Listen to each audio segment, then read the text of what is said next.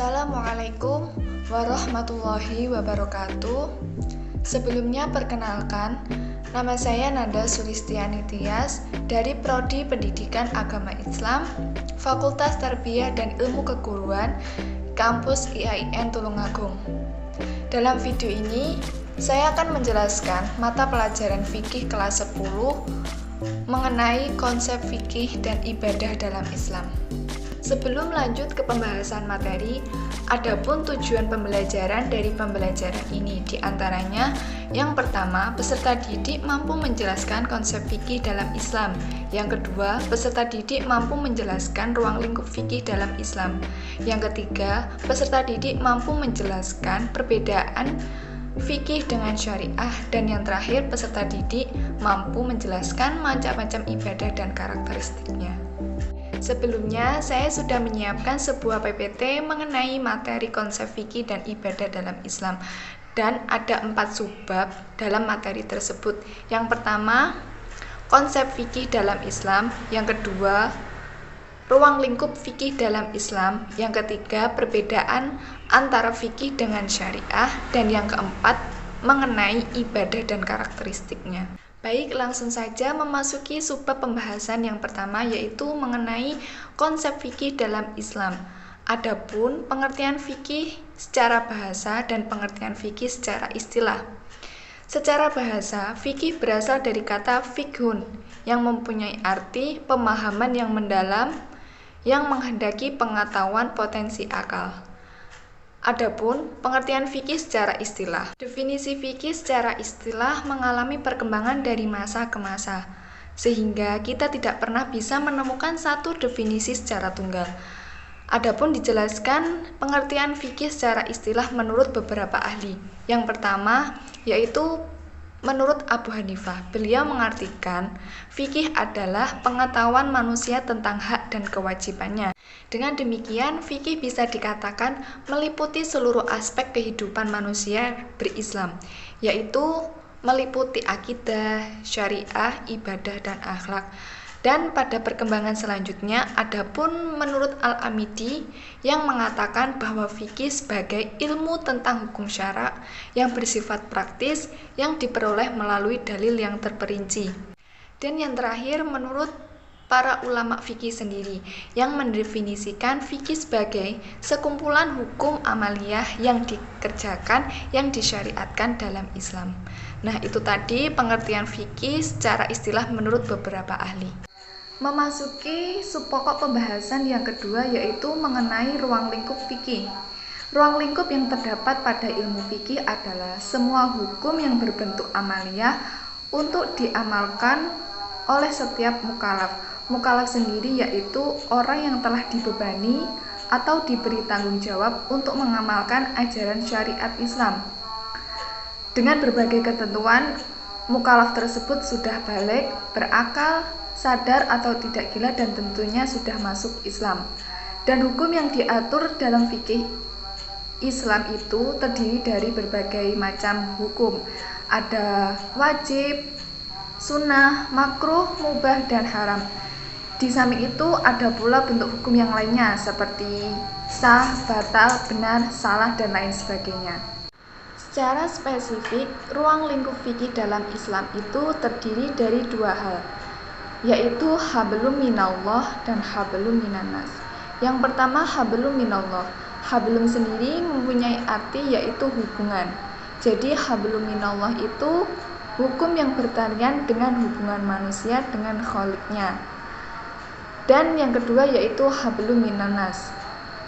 Artinya hukum yang bertalian dengan muamalat, yaitu hukum-hukum yang mengatur hubungan manusia dengan sesama, baik dalam hal pribadi maupun dalam hal kelompok. Selanjutnya, subpokok pembahasan yang ketiga yaitu menjelaskan perbedaan fikih dengan syariah. Adapun pengertian syariah secara etimologi dan secara terminologi. Yang pertama, pengertian syariah secara etimologi. Syariah artinya sumber air yang digunakan untuk minum. Namun dalam perkembangannya, kata ini lebih sering digunakan untuk jalan yang lurus, yakni agama yang benar. Selanjutnya, pengertian syariah secara terminologi diuraikan oleh para pakar fikih. Yang pertama yaitu menurut Asy-Syatibi. Beliau mengatakan bahwa syariah itu sama dengan agama. Dan yang kedua menurut Manna Al-Qadan. Beliau merupakan pakar fikih dari Mesir yang mengatakan bahwa syariah itu merupakan segala ketentuan Allah bagi hambanya yang meliputi akidah, ibadah, akhlak, dan tata kehidupan manusia untuk mencapai tingkat kebahagiaan di dunia maupun di akhirat. Dan yang terakhir, menurut Fatih Ad-Duraini, beliau mengatakan bahwa syariah adalah segala yang diturunkan oleh Allah kepada Nabi Muhammad, baik yang ada dalam Al-Quran maupun dalam As-Sunnah, di mana keduanya disebut dengan teks-teks yang suci. Berdasarkan penjelasan dari para pakar fikih tersebut, dapat disimpulkan bahwa syariah adalah teks-teks suci yang bebas dari kesalahan, baik isi maupun keautentikannya, yang darinya bersumber pemahaman para ulama yang mendalam yang menghasilkan kesimpulan hukum-hukum amaliyah. Itu tadi penjelasan syariah secara terminologi. Adapun tujuan syariah secara khusus atau yang lebih dikenal dengan istilah maqasid asy-syariah. Yang pertama yaitu memelihara agama. Hal ini untuk menjaga dan memelihara tegaknya agama di muka bumi. Agama diturunkan oleh Allah untuk dijadikan pedoman hidup dalam hablum minallah dan hablum minannas, sehingga manusia akan sejahtera dan tentram dalam kehidupan dunia maupun dalam akhirat. Yang kedua, memelihara jiwa, yaitu kewajiban menjaga dan memelihara jiwa manusia dalam arti luas, seperti halnya dalam larangan membunuh manusia. Yang ketiga, memelihara akal, yaitu kewajiban menjaga dan memelihara akal sebagai anugerah Allah yang telah diberikan kepada manusia. Akal inilah di antara anugerah Allah yang paling utama, sehingga dapat membedakan manusia dengan makhluk lainnya. Yang keempat yaitu memelihara keturunan. Kewajiban menjaga dan memelihara keturunan yang baik, karena dengan memelihara keturunan, agama akan berfungsi dan dunia akan terjaga. Dan yang terakhir yaitu memelihara harta, yaitu kewajiban menjaga dan memelihara harta benda dalam rangka sebagai sarana untuk beribadah kepada Allah. Adapun perbedaan syariah dengan fikih. Yang pertama, syariah bersumber dari Al-Quran dan hadis serta kesimpulan-kesimpulan yang diambil dari keduanya. Sedangkan fikih bersumber dari para ulama dan para ahli fikih, tetapi tetap merujuk pada Al-Quran dan hadis. Selanjutnya, perbedaan yang kedua. Hukum syariah bersifat qat'i atau sudah pasti, sedangkan fikih hukumnya bersifat dzonni atau dugaan. Perbedaan yang ketiga, hukum syariah hanya satu atau universal, tetapi harus ditaati oleh semua umat Islam. Sedangkan fikih berbagai ragam cara pelaksanaannya. Dan perbedaan yang terakhir, syariah tidak ada campur tangan manusia atau ulama dalam penetapan hukum. Sedangkan fikih adanya campur tangan para ulama atau ijtihad dalam penetapan hukum pelaksanaannya. Memasuki sub pokok pembahasan yang terakhir yaitu mengenai ibadah dan karakteristiknya. Yang pertama yaitu pengertian ibadah. Ibadah secara bahasa mempunyai 4 makna pengertian. Yang pertama yaitu taat, dan yang kedua tunduk, yang ketiga hina, dan yang terakhir yaitu pengabdian. Jadi ibadah itu merupakan suatu bentuk ketaatan, ketundukan, dan pengabdian kepada Allah Subhanahu wa Ta'ala. Adapun dasar tentang ibadah dalam Islam meliputi 2. Yang pertama yaitu terdapat pada Quran surat Az-Zariyat ayat 56. Bismillahirrahmanirrahim. Wa ma khalaqatul jinna wal insa illa liya'budun. Yang artinya, dan aku tidak menciptakan jin dan manusia melainkan supaya mereka mengabdi kepadaku. Dan yang kedua, menurut Quran surat Al-Baqarah ayat 21. Ya ayyuhan nasu budu rabbakumul ladzi khalaqakum wal ladzina min qablikum la'allakum tattaqun.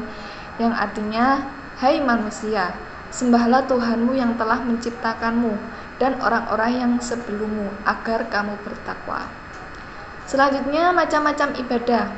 Secara garis besar, ibadah itu dibagi menjadi dua, yaitu ibadah mahdhoh dan ibadah ghairu mahdhoh. Yang pertama yaitu ibadah mahdhoh. Ibadah ini ibadah yang khusus berbentuk praktik atau perbuatan yang menghubungkan antara hamba langsung kepada Allah.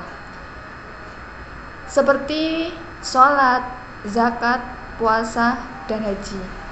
Contoh tersebut merupakan termasuk dalam golongan ibadah mahdhoh. Dan yang kedua yaitu ibadah ghairu mahdhoh. Ibadah ini bersifat umum, ibadah yang berbentuk hubungan antara manusia dengan manusia yang berhubungan dengan alam yang memiliki nilai ibadah. Seperti halnya menyantuni fakir miskin, mencari nafkah, bertetangga, bernegara, tolong-menolong, dan hal yang lainnya. Adapun rukun ibadah meliputi 3 hal. Yang pertama yaitu al-hub atau didasari oleh kecintaan. Yang kedua yaitu al-khauf, didasari oleh rasa takut. Dan yang ketiga yaitu ar-roja. Ibadah itu harus didasari dengan rasa kita berharap kepada Allah. Dan selanjutnya yaitu prinsip-prinsip dalam beribadah. Prinsip yang pertama dalam beribadah yaitu niat beribadah hanya kepada Allah. Dan prinsip yang kedua, ibadah yang tulus hanya karena Allah. Hal ini telah dijelaskan dalam Quran surat Al-Kahfi ayat 110. Prinsip yang ketiga, keharusan untuk menjadikan Rasulullah SAW sebagai teladan dan pembimbing dalam beribadah. Prinsip yang keempat, ibadah itu memiliki batas kadar dan waktu yang tidak boleh dilampaui.